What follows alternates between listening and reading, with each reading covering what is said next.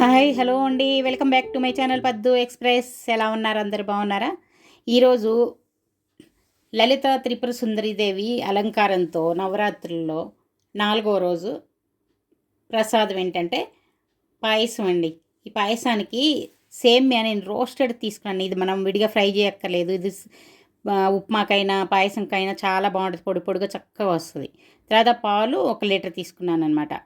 అలాగే జీడిపప్పులు మనకి పాయసం అంటే మామూలే కదా. జీడిపప్పులు, కిస్మిస్లు, అలాగే బాదం పప్పు కూడా వేసుకున్నాను. చూడండి, నేను బాదం పప్పులు, కిస్మిస్లు, అలాగే ఇవి కాకుండా ఇంకా బాదం పప్పు చిన్న చిన్న పలుకులు కూడా తీసుకున్నాను. ఆ పాయసంలో వేసుకుంటే ప్రతి స్పూన్కి తగులుతా చాలా బాగుంటుంది.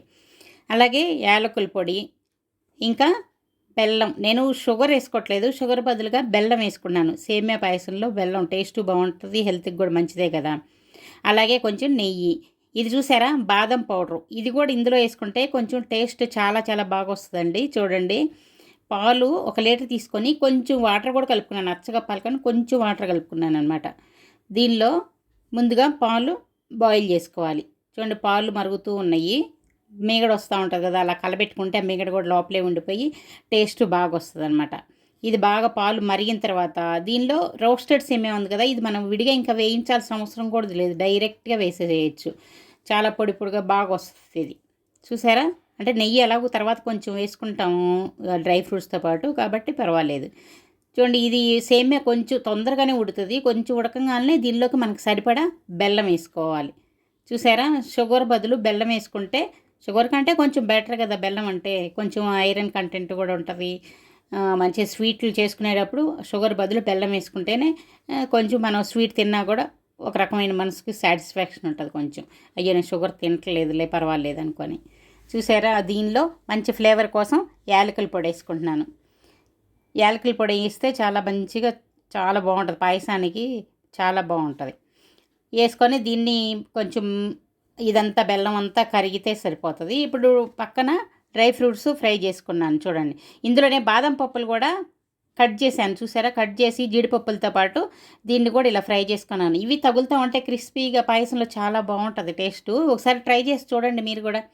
ఇష్టమైతే కంటిన్యూ చేయొచ్చు, లేదంటే మీకు ఇష్టం కాకపోతే వదిలేయచ్చు. ఇవి కూడా ఒక తగులుతూ ఉంటే చాలా చాలా బాగుంటుంది. ఇవి చూసారా, జీడిపప్పు చిన్న చిన్న పలుకులు, ఇవి చిన్న ముక్కలు అనమాట. దీని లోపల వేసుకుంటే, ఇప్పుడు పప్పు అనుకోండి ఒక్కోటి అన్నిటి ప్రతి స్పూన్కి తగలదు కదా. ఇలా చిన్న చిన్న ముక్కలు వేసుకున్నారంటే ప్రతి స్పూన్కి తగులుతూ ఉంటుంది. పిల్లలు చాలా ఇష్టంగా చాలా బాగుంటుంది టేస్ట్ కూడా, పెద్దవాళ్ళకి కూడా బాగా ఇష్టం అవుతుంది. ఇగో ఈ డ్రై ఫ్రూట్స్ వేయించుకున్న నెయ్యి ఉంది కదా, ఇది కూడా ఇందులో పోసేసుకుంటున్నాను. చూసారా, మాది ఆవు నెయ్యి, అందుకే మాది కొంచెం ఎల్లోగా ఉంటుంది.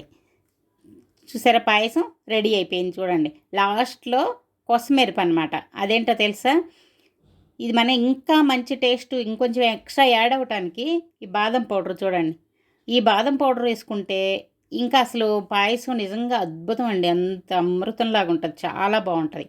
ఒక్కసారి మీరు కూడా ట్రై చేసి చూడండి. ఒక 2 స్పూన్లు కనుక ఇది వేసుకున్నారంటే ఆ టేస్టు, అది పాలతో చేసింది చక్కగా ఈ పౌడర్ వేసుకొని తింటే ఎంత బాగుంటుందో, చాలా చాలా బాగుంటుంది.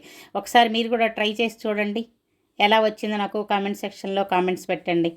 చూసారా, చివరి కొసమెరుపుతోటి మంచిగా టేస్టీగా చాలా అద్భుతమైన పాయసం రెడీ అయిపోయింది. ఒకసారి మీరు కూడా ఈ స్టైల్లో చేసి చూడండి, మీకే అర్థమైపోద్ది ఎలా ఉందనేది. నచ్చింది కదా, చాలా చాలా బాగుంటుందండి.